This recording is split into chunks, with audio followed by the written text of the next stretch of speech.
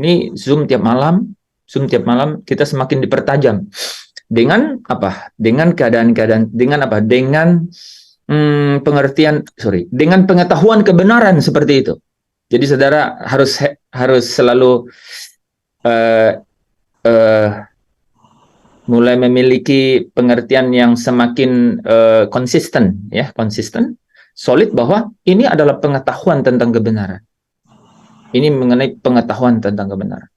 Kalau kita tidak memiliki pengetahuan tentang kebenaran, kita tidak memiliki kemampuan akal, gitu, kemampuan akal. Untuk apa? Untuk melawan serangan dari apa? Dari dalam daging kita. Kita nggak punya kekuatan. Coba nih, ya, kan segala pencobaan datangnya dari mana? Muncul dari keinginan yang ada di dalam daging, gitu. Keinginan mata, keangkuhan hidup, gitu ya, dan keinginan daging, gitu. Itu muncul semua tuh dari tiga itu. Dan itu sebenarnya ada pada manusia, ada pada kita, ada pada tubuhnya kita, gitu. Ya, itu yang disebut sesuatu yang membangkitkan kejahatan di dalam keinginan itu namanya epitumia. Gitu ya Pak Tedus? Epitumia. Hal jahat yang bisa dibangkitkan. Nah, saudara-saudara udah ngerti kan? Jadi yang membangkitkan itu, ya, yang membangkitkan itu adalah iblis dan sekutunya. Gitu. Iblis dan sekutunya. Ada pertanyaan begini nih. Kalau Yesus, ya, sini, kalau manusia tidak jatuh dalam dosa, kalau manusia tidak jatuh dalam dosa, apakah Yesus perlu datang ke dunia? Gitu. Apakah Yesus harus perlu mati di kayu salib? Kalau seandainya iblis, ya, seandainya manusia tidak jatuh ke dalam dosa, hmm? apakah apakah Yesus harus mati menebus kita dari dosa? Kan gitu nih. Ya kan gitu. Apakah Yesus harus disalibkan gitu ya? Kalau seandainya manusia tidak jatuh ke dalam dosa. Ya jawabannya tidak. Ya kan? Kan karena dia jatuh ke dalam dosa sehingga kita harus ditebus dari dalam dosa gitu. Oke? Okay? Nah, tetapi tetapi pertanyaan berikutnya adalah apakah eh, apakah keadaan manusia di dunia ini, ya, itu akan bisa hidup, ya, akan bisa hidup sama seperti yang ada di Yerusalem baru, seperti yang digambarkan di dalam kitab Wahyu pasal 21. Coba teman-teman bisa renungkan. Mungkin nggak?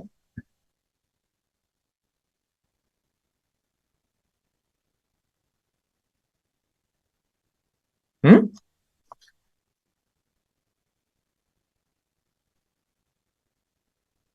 Nah, jawabannya itu tidak mungkin, teman-teman. Tidak mungkin. Karena apa? Karena tidak ada satu eh, perjalanan, tidak ada satu proses, tidak ada eh, pekerjaan, satu pekerjaan, ya, yang dapat menghasilkan kemuliaan, ya, kemuliaan yang ada di kota yang mulia itu, ya. Karena apa? Karena apa nih, ya? Karena Yesus itu, ya, Yesus itu kan Yesus itu kan eh, dalam rupa Allah, ya kan? Yesus itu kan di dalam rupa Allah, ya. Filipi 2 ayat 6, ya. Dia itu dalam rupa Allah kan? Morphe theos, ya. Dia dalam rupa Allah. Apakah sama dengan Adam?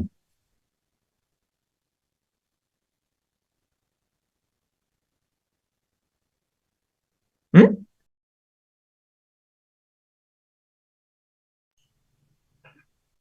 tidak sama dengan Adam.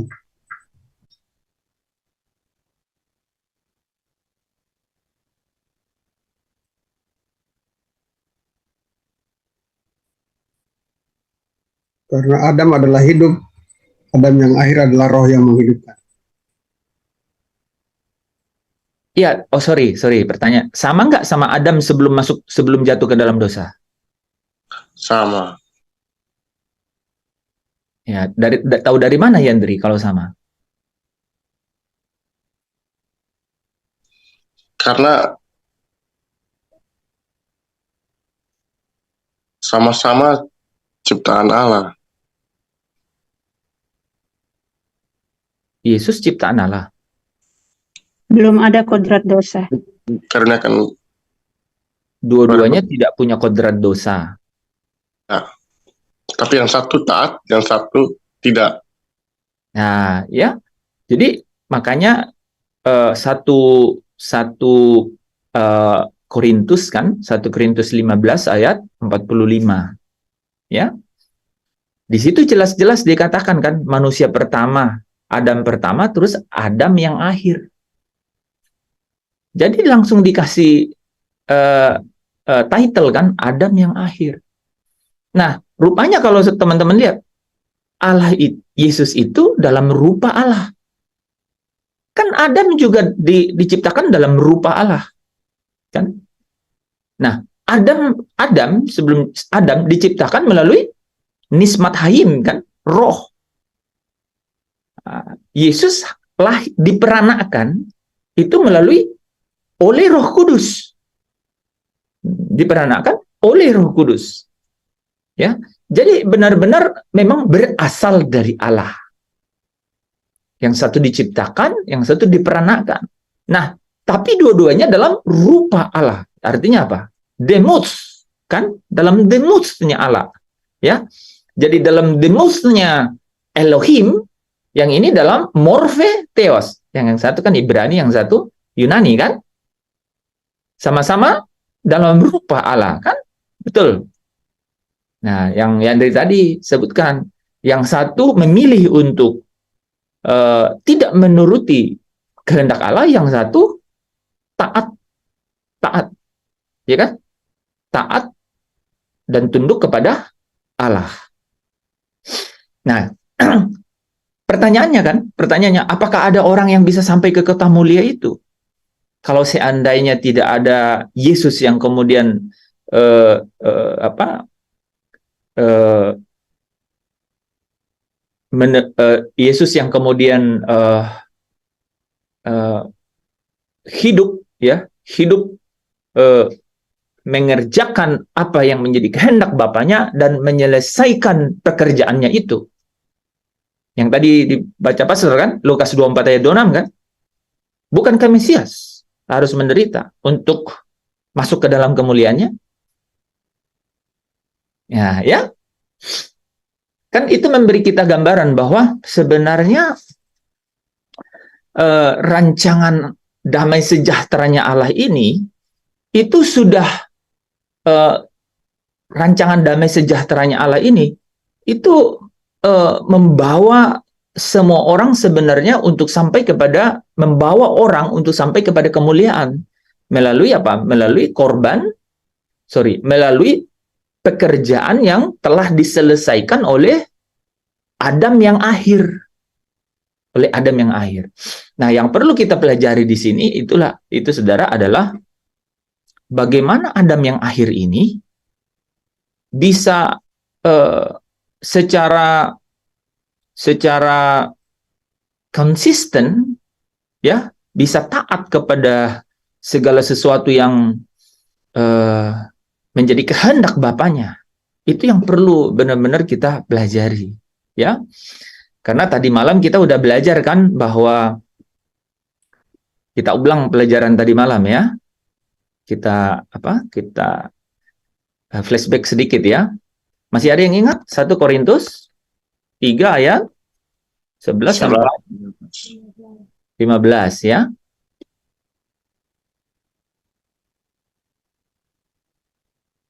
Oke.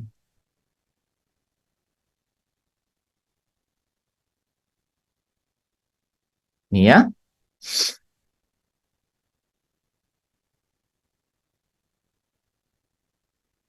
Ini nih kita nggak boleh lepas dari kerangka ini.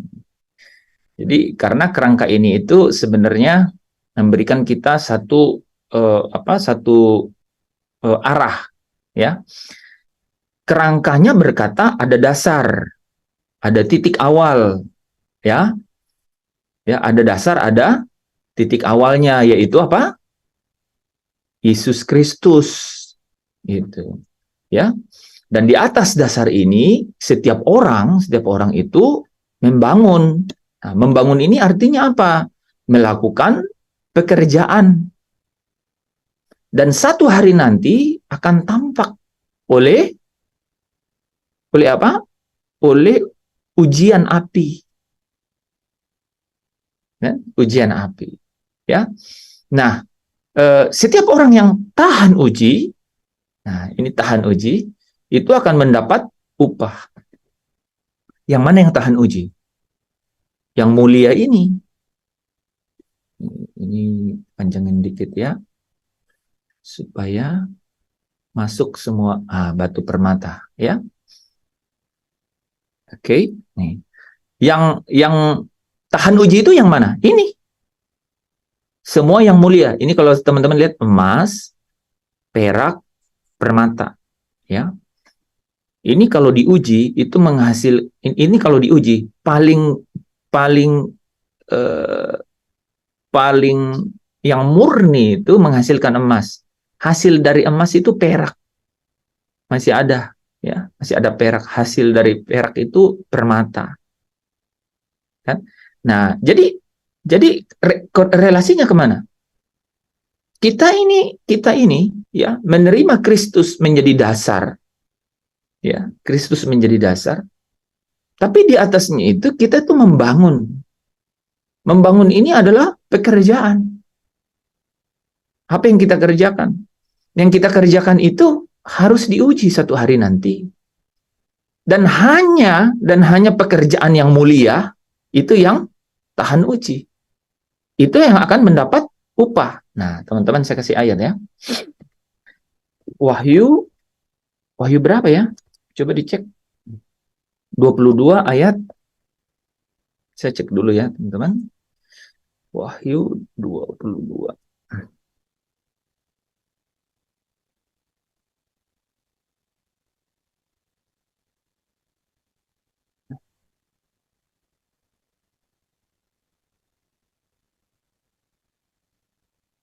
Oke.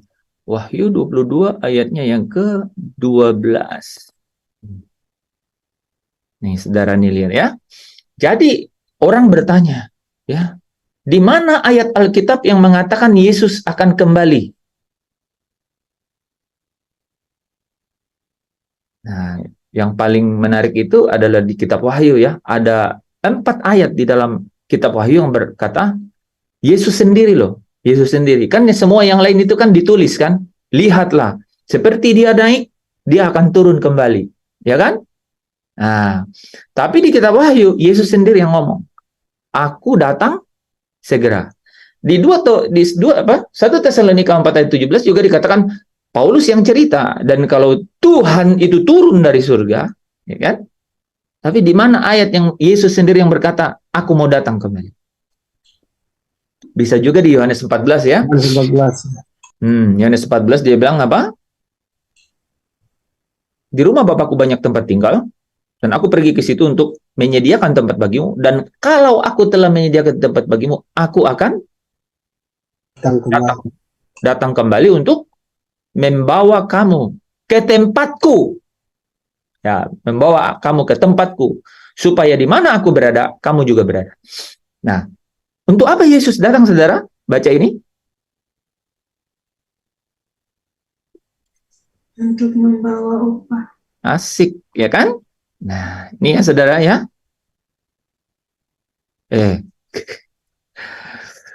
Ini belum. Nih ya. Nah, persis ini. Nah, ya. Jadi mendapat upah.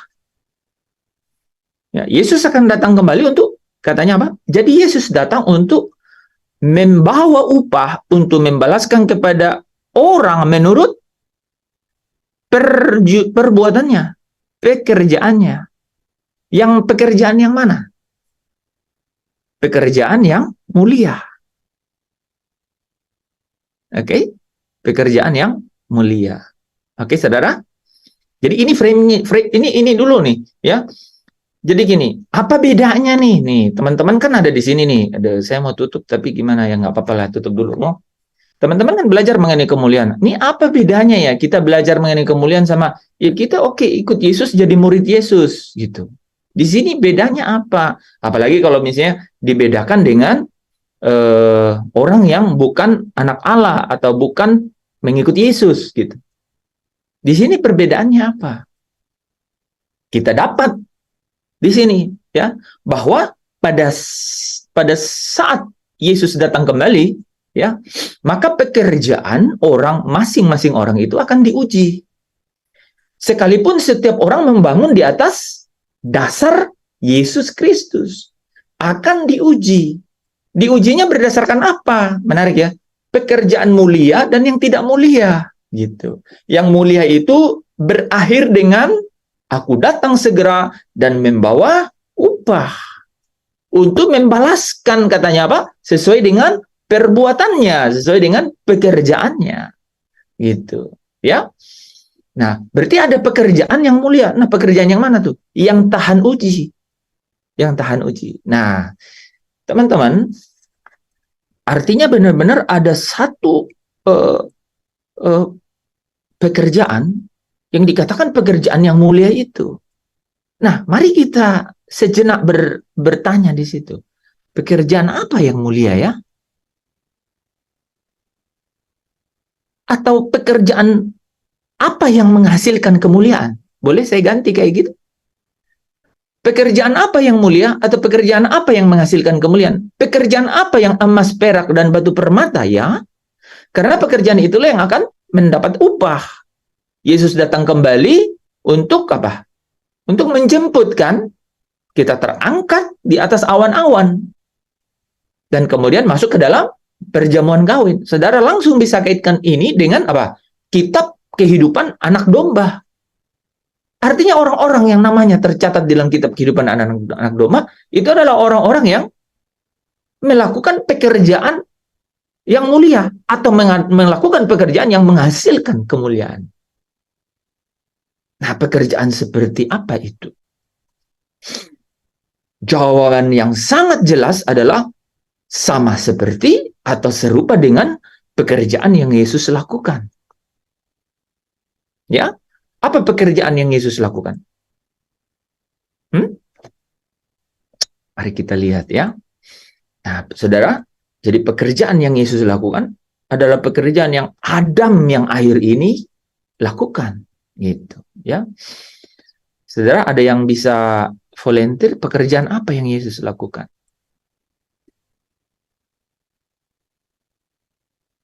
Sambil saya buka file.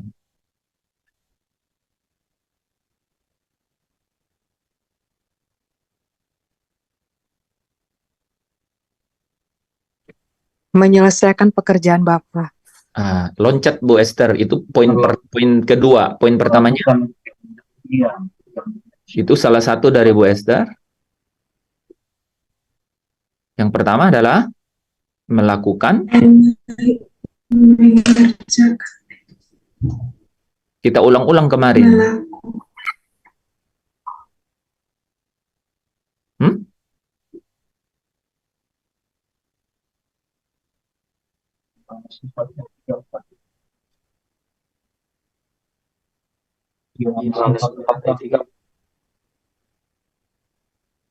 Melakukan kehendak Bapa. Iya, betul. Jadi dua-duanya Bu Esther yang jawab. Padahal nggak ikut kemarin. Mungkin ikut dari YouTube. Tuh teman-teman, berarti ini tuh loh. Tuh kemarin saya ulang-ulang tuh. Jadi yang Yesus kerjakan itu apa? Benar loh. Saya coba agak nyindir dikit ya. Itu saya ulang kemarin, bahkan dalam beberapa kalimat saya jelaskan, kan? bahwa apa? Melakukan kehendak Bapa dan menyelesaikan pekerjaannya. Coba kita lihat beberapa ayat ini ya.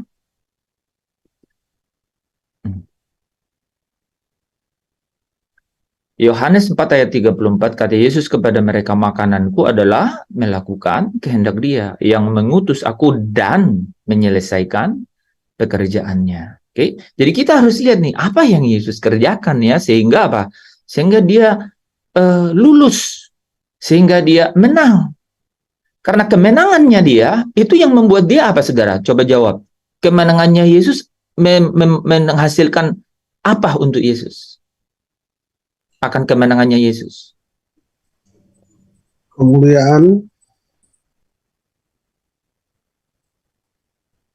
Bapak meninggikan Yesus. menjadi Tuhan dan Raja. Yesus duduk di sebelah kanan Allah. Oke, tiga-tiganya udah dijawab ya.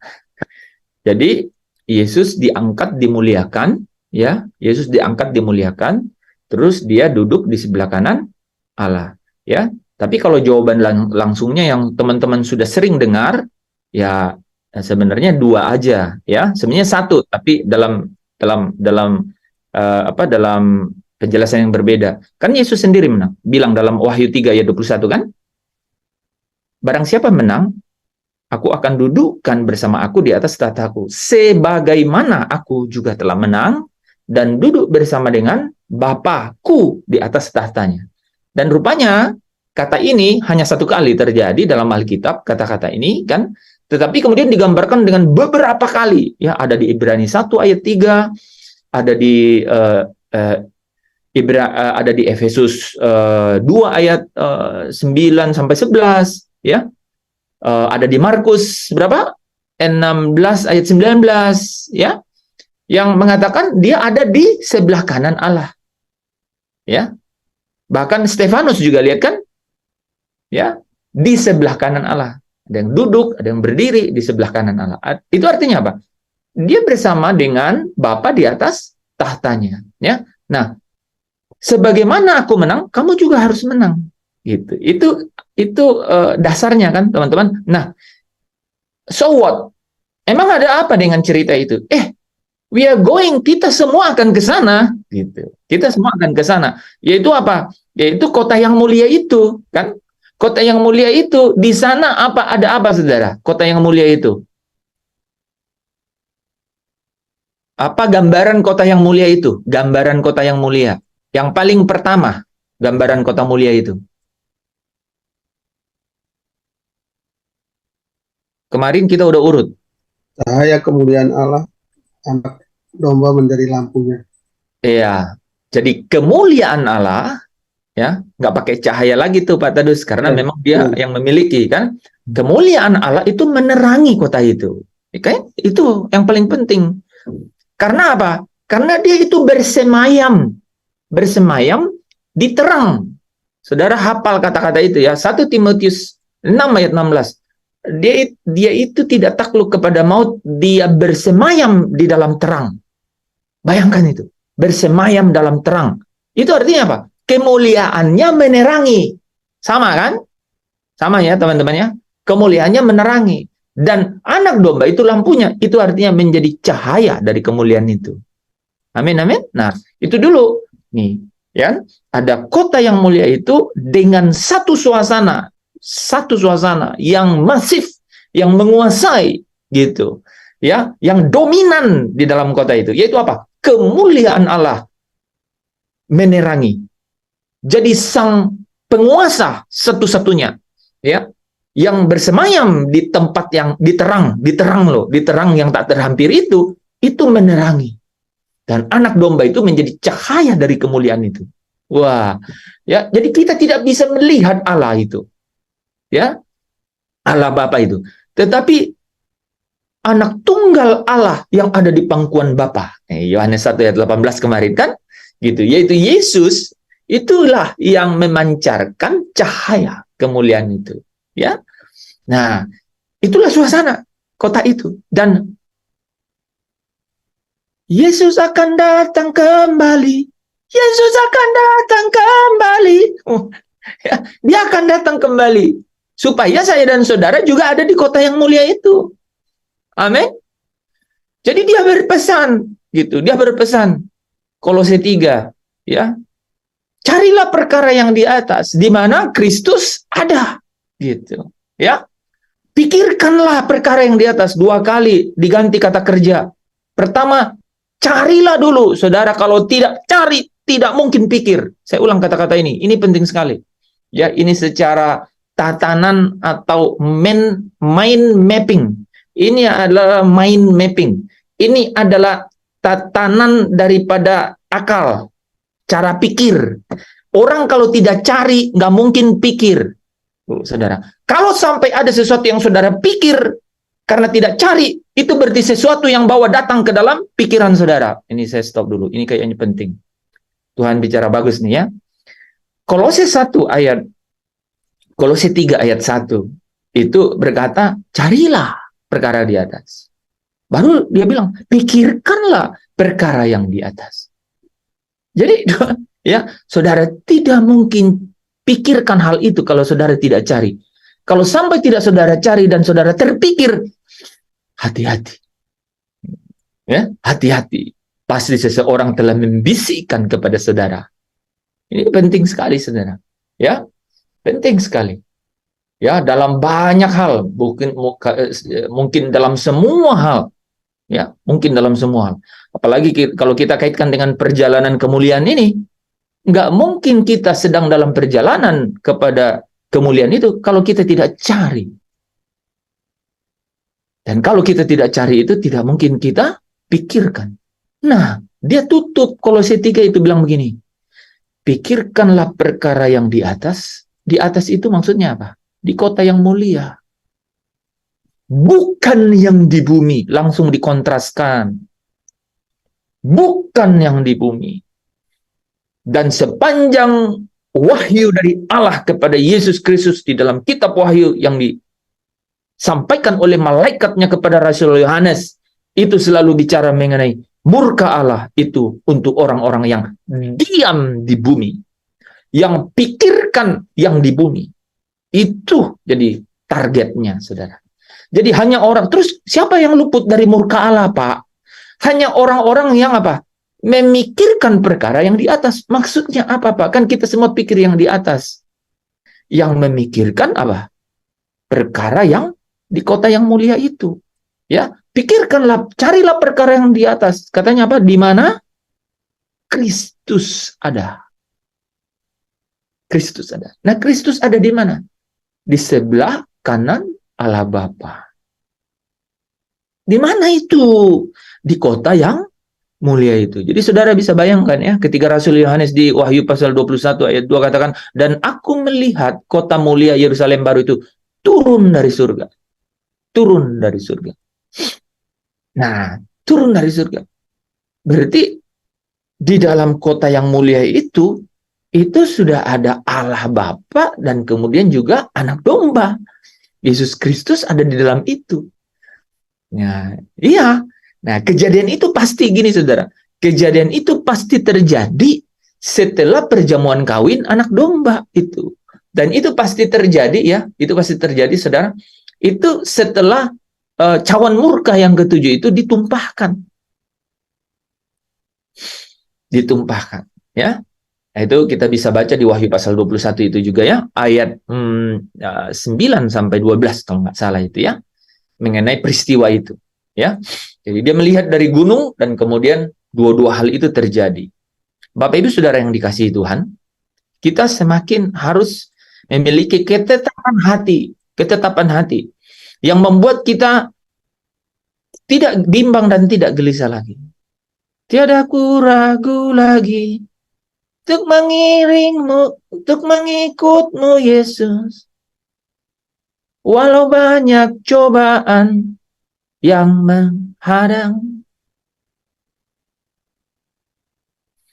Walau banyak rintangan dan badai pun menghadang, tiada aku ragu lagi untuk selamanya. Ah, ya, Yesus, Yesus sahabatku. Nah, ketika kita ya menikmati lirik lagu itu, kebenaran yang ada di dalamnya adalah cari perkara yang di atas, di kota yang mulia itu. Segala sesuatu, saudara, ya hanya dapat kita eliminasi atau lepaskan dari dalam kehidupan ini kalau kita punya obsesi yang benar-benar fokus, ya, menetapkan hati kepada tujuan itu, kota mulia itu. Nah, saudara, itu kita cari. Dan kemudian di dunia ini kita pasti pikirkan, kan? Pikirkanlah perkara yang di atas dan bukan yang di bumi. Nah, ketika kita memikirkan, ini bicara mengenai apa?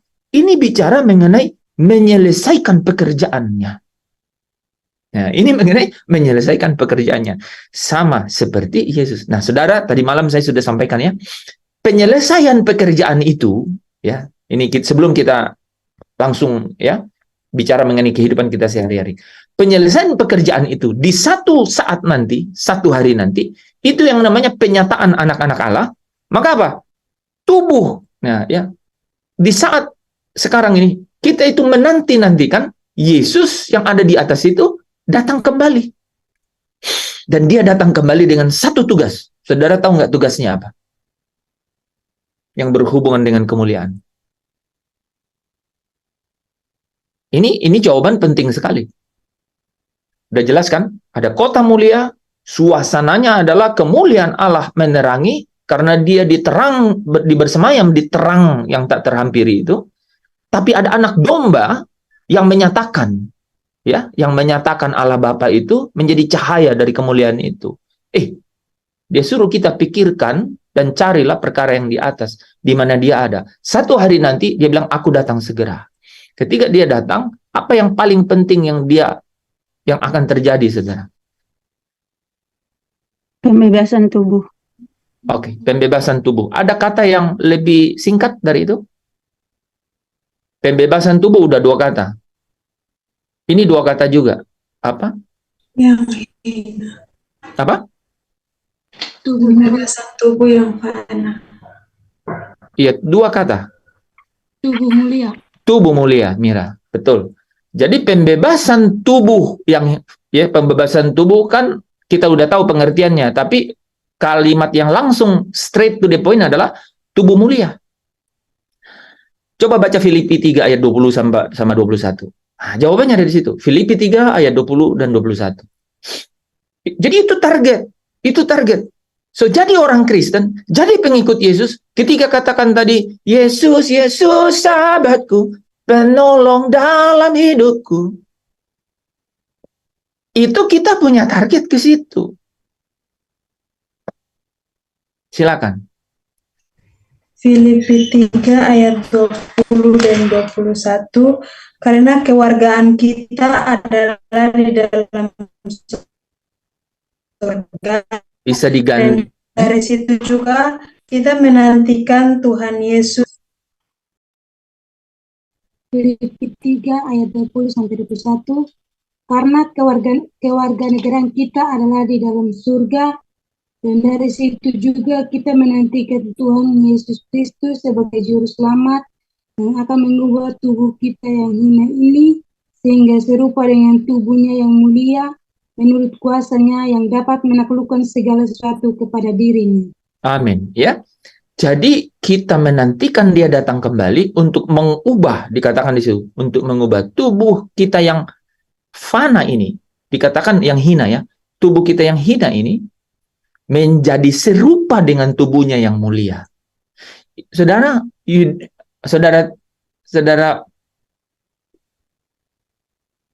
tidak ada yang lebih yang saudara bisa bayangkan daripada itu. Bahwa mengubah tubuhmu yang hina menjadi tubuh serupa dengan tubuhnya yang mulia. Nantikan Yesus datang kembali. Karena apa? Karena hanya dengan itu, 1 Yohanes 3 ayat 2 itu dan Yohanes 17 ayat 24 itu bisa terjadi. Engkau dapat menjadi sama seperti dia dan dapat melihat dia dalam keadaannya yang sebenarnya. Ya, ada 1 Yohanes 3 ayat 2, Yohanes 17 ayat 24, dan Wahyu 22 ayat yang ke-3 kalau tidak salah, ya. Hanya dengan tubuh yang mulia engkau dapat melihat dia. Engkau dapat melihat dia. Kenapa? Karena wajah Yesus bercahaya. Engkau tidak dapat memandangnya. Ya, tetapi dengan tubuh yang mulia artinya apa? Bercahaya seperti terang, ya, seperti matahari. Ya. Bercahaya seperti matahari. Ya. Itu dikatakan di Matius 15 kan? Bagaimana Yesus berubah rupa dan kemudian wajahnya bersinar, ya, seperti matahari, dan pakaiannya menjadi putih terang, kan? Nah, jadi dengan tubuh yang mulia kita dapat melihat dia dalam keadaannya yang sebenarnya. Yesus bilang supaya mereka memandang kemuliaanku. Coba saudara buat, ya, rangkuman singkat di situ, ya. Itulah tujuan, ya. Sesungguhnya Allah memanggil kita dalam Kristus kepada kemuliaannya, ya. Jadi teman-teman, ya, saya sebut ayat-ayatnya, coba catat, ya. Jadi kan mulai dengan 1 Petrus 5 ayat 10 kan. Allah yang merupakan sumber damai sejahtera, sumber kasih karunia itu memanggil kita di dalam Kristus Yesus kepada kemuliaannya. Amin. Nah, itu maksudnya kemana? Ya, ke kota yang mulia, di mana apa? Kemuliaannya itu menjadi terang. Dan Kristus itu menjadi cahayanya. Wahyu 21 ayat 23. Ya, 1 Timotius 6 ayat 16. Ya kan? Nah, Yesus berkata, aku datang segera. Wahyu 22 ayat 12. Untuk memberi upah. Menarik kan? Pikiran kita upah. Dulu kita mikirnya upah apa ya? Katanya nanti ada mahkota-mahkota gitu ya. Kalau di sekolah minggu dulu kan. Untuk memberikan upah. Dia akan datang kembali. Ya. Nah, rupanya dia akan datang kembali ini yang paling bagus adalah Filipi 3 ayat 20 dan 21. Ya, di 21-nya bilang begini. Dari 20 bilang kita menanti-nantikan Tuhan Yesus juru selamat kita. Bagian terakhir itu. 22-nya bilang apa? Ya. 21-nya untuk mengubah tubuh kita yang hina ini untuk menjadi serupa dengan tubuhnya yang mulia. Karena kalau dengan demikian 1 Yohanes 3 ayat 2 kita dapat melihat dia dalam keadaannya yang sebenarnya. Yohanes 17 ayat 24 kita dapat memandang kemuliaannya. Wah, luar biasa. Terakhir, Wahyu 22 ayat berapa, Pak? 3 ya. Kita akan melihat wajahnya. Enggak ada yang bersuara. Saya coba. 22 ayat 3. Antara 3 Ayat 4, Pak. 4 ya? Oke. Ayat 4. Betul tuh. Dan mereka akan melihat wajahnya dan namanya tertulis di dahi mereka. Ya, ini nih teman-teman nih. Wah, ini luar biasa menurut saya nih. Ya, nggak ada gairah kekristenan selain inilah, saudara. Kalau hidup di dunia ini saja, katanya saudara mengharapkan kepada Yesus, kita ini adalah orang-orang yang malang, gitu. Ya, karena apa? Ya, dunia ini akan lenyap. Ya, jadi kalau kita di dunia ini mengharap kepada Kristus hanya untuk di dunia ini, Paulus bilang kita orang-orang yang malam. Kenapa? Karena dunia ini akan lenyap. Ya, sementara Kristus itu sebenarnya datang untuk apa? Untuk membawa kita ke tempatnya, saudara. Ini dia, saudara. Ya, sebenarnya bagus untuk mengurutkan ayat-ayat tadi ya, karena ayat-ayat tadi itu sangat bagus ya. Saya suka itu ya. Kita mulai dengan apa itu? Yohanes 1 ya. 1 Yohanes 3 ayat 2 dan kemudian Yohanes 17 ayat 24 ya. Kemudian Wahyu ini. Tapi sebelum itu kita mulai dulu dengan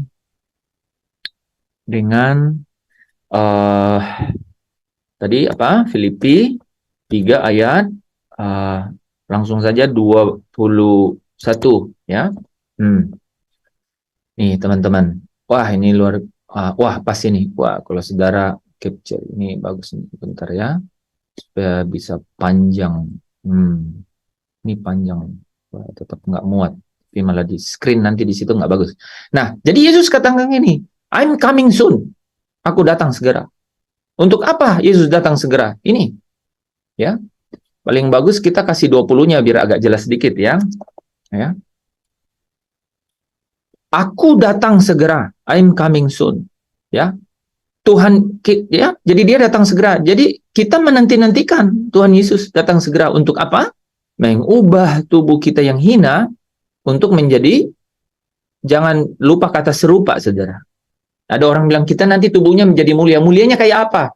Ini jawabannya, serupa dengan tubuh Yesus, ya, yang mulia itu, ya. Nah, supaya apa, saudara? Ya, supaya apa?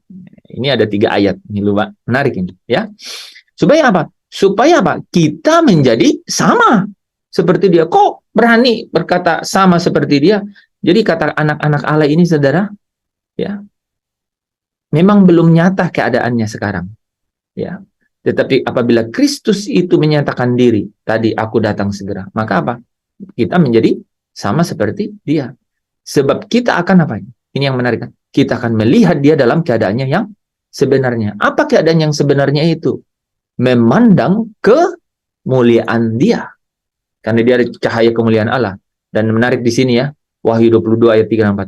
Maka tidak ada langkah lagi. Nah, tahta Allah dan tahta anak domba akan ada di dalamnya dan hamba-hambanya akan beribadah kepadanya. Dan mereka akan melihat wajahnya. Dan namanya akan tertulis di dahi mereka. Haleluya. Saudara, ini luar biasa loh. Ya, saudara bisa kumpulkan satu narasi, teman-teman silahkan buat narasi mengenai tujuan kehidupan anak-anak Allah.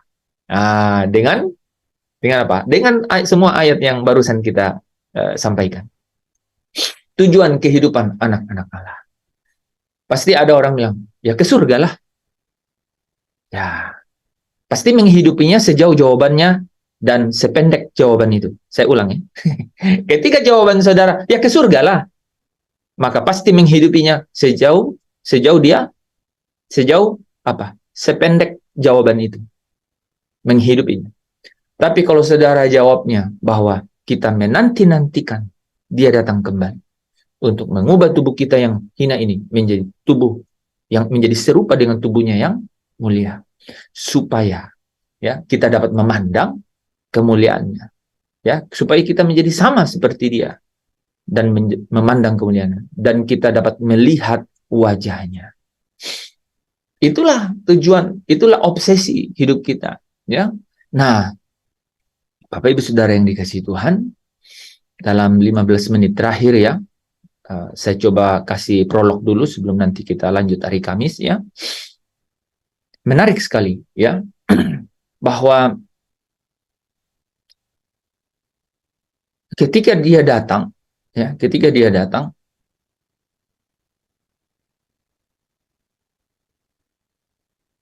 artinya ketika dia menyatakan diri, itu dia datang dalam kemuliaan. Itu dia datang dalam kemuliaan. Dan suasana kemuliaan ini, itu sampai tidak bisa bertemu dengan tubuh yang hina dan tubuh yang binasa. Nggak bisa. Angus dia. Angus kan? Saudara sudah bisa langsung sambungkan dengan tadi ya. Sambungkan dengan tadi ya. Tuhan datang di angkasa. Yesus datang di angkasa. Hanya emas, perak, dan hanya pekerjaan-pekerjaan. Hanya pekerjaan-pekerjaan. Yaitu pekerjaan emas, perak, dan batu permata. Yaitu pekerjaan-pekerjaan yang mulia. Yang tidak hangus oleh api. Yang tidak terbakar oleh api. Oke? Ini yang kemudian diubah menjadi tubuh yang mulia itu. Saudara harus bisa rangkai itu. Itu yang diubah jadi tubuh yang mulia. Ya. Ini yang kemudian apa? Ini yang kemudian terangkat masuk ke dalam perjamuan kawin anak domba. Gitu. Dan nanti kita akan bahas nih teman-teman. Nanti kita akan bahas. Bahwa orang-orang inilah Ya, ya, orang-orang inilah, orang-orang yang diubah tubuhnya yang hina, yang fana ini menjadi serupa dengan tubuh Yesus yang mulia itu adalah orang-orang yang rohnya itu sudah disempurnakan. Yang rohnya itu sudah disempurnakan. Ya, yang rohnya itu sudah disempurnakan. Ya, Ibrani 12 ya, ayat 22 sampai 23. Coba Pak Tadus baca.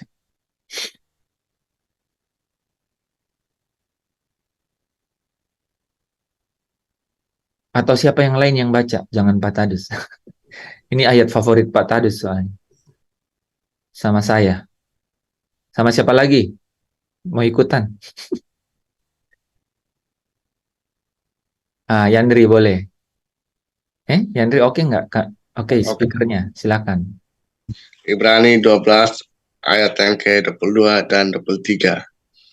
Tetapi kamu sudah datang ke Bukit Sion, ke kota Allah yang hidup, Yerusalem surgawi, dan kepada beribu-ribu malaikat, suatu kumpulan yang mulia, dan kepada jemaat anak-anak sulung yang namanya terdaftar di surga, dan kepada Allah yang menghakimi semua orang, dan kepada roh orang-orang benar telah menjadi sempurna. Amin. Ya. Jadi ini adalah roh-roh orang benar yang telah menjadi sempurna. Ya. Dan tadi ada satu kata di situ ya. Ini adalah roh orang-orang benar yang telah menjadi sempurna. Ini adalah jemaat anak-anak sulung. Nah, ini adalah jemaat anak-anak sulung. Karena Kristus itu adalah yang sulung di antara banyak saudara. Ya. Dia adalah yang sulung di antara banyak saudara. Jadi, orang yang memiliki, ketika Yesus datang, orang yang memiliki pekerjaan, yang membangun, atau membangun, ya, artinya menghasilkan pekerjaan, ya, yang mulia, maka roh orang-orang benar ini itu disempurnakan. Ya. Roh orang-orang benar ini itu yang disempurnakan, dan dia tidak akan terbakar dengan ujian api. Ya, dengan ujian api. Nah, teman-teman pasti gini, pasti memiliki pertanyaan kan? Apakah seperti benar-benar api ya itu ya? Ya, apakah seperti api? Nah, teman-teman, ya, ini bicara mengenai Yesus datang. Ketika Yesus datang itu, saya kasih lihat ini ya.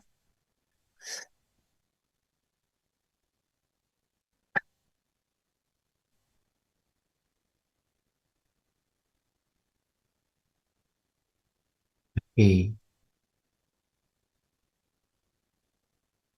Wahyu 1 ayat 14. Siapa yang bisa baca?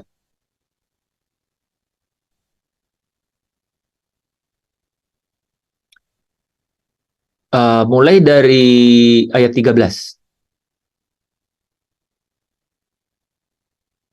Ketika dia datang.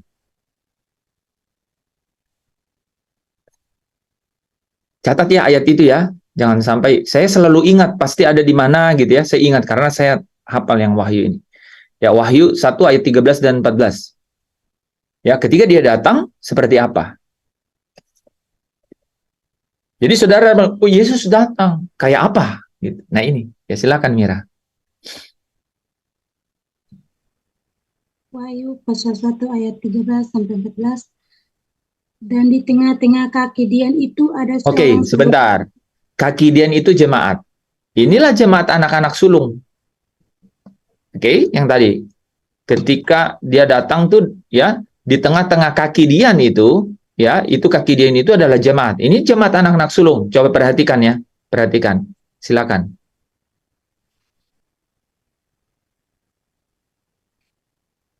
Dan dadanya berlilitkan Mulai dan anak tadi ya, di tengah-tengah kaki Dian kan?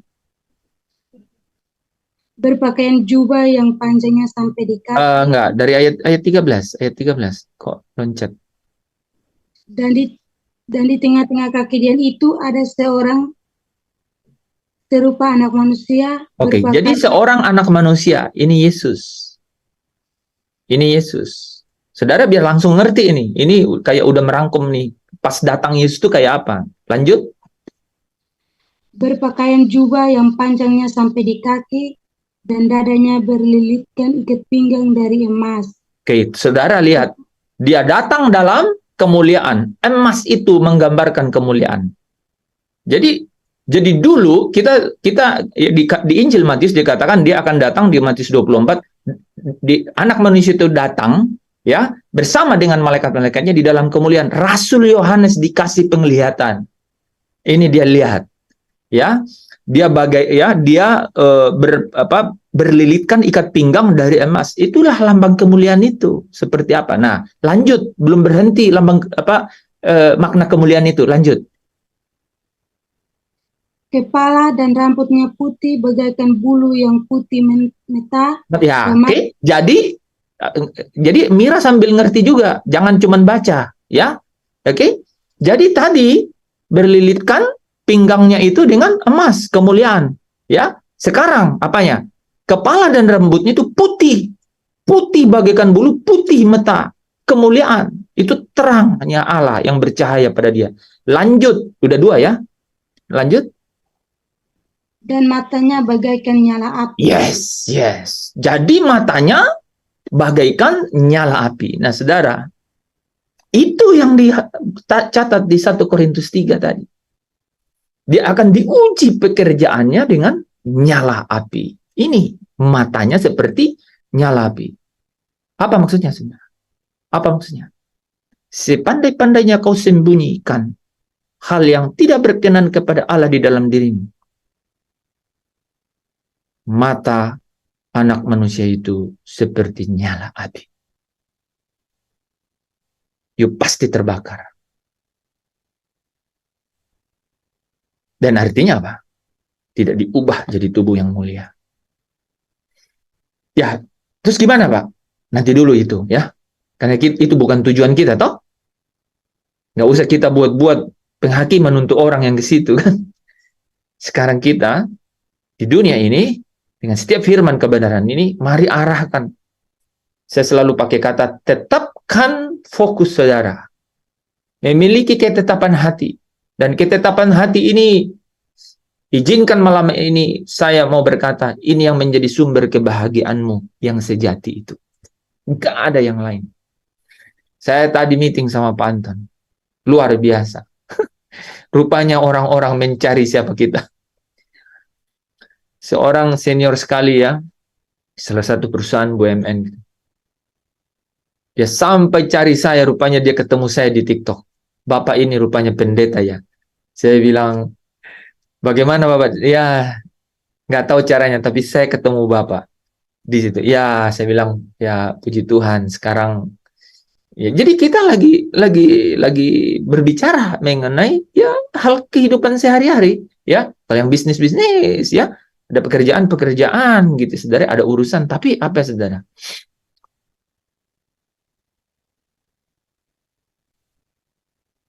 Kita itu di profiling orang. Ngerti ya? Kita itu dia googling saudara.